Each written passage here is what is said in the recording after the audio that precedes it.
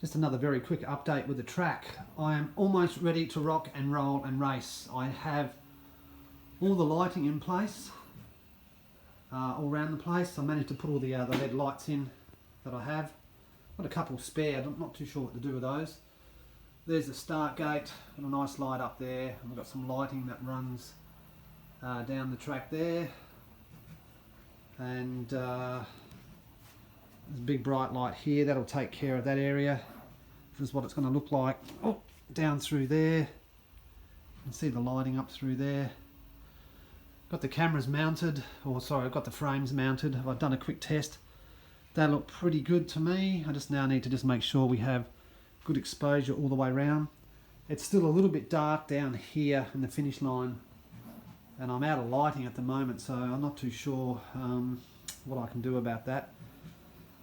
But anyway, look, we're very close, very close. I've got the start gate GoPro mounted up here. I've had a few issues with the start gate that I've designed. It's not that it's faulty, I wanted it to make it electronic, and I've sort of stuck with how to do that at the moment. I just need to really think about it a bit more. So as soon as I can work this out, if I can make it electronic, excellent. If not, we'll just go back to the old magnetic version, or the piece of string version. But yeah, there we go. I've got some little diorama floating around the place.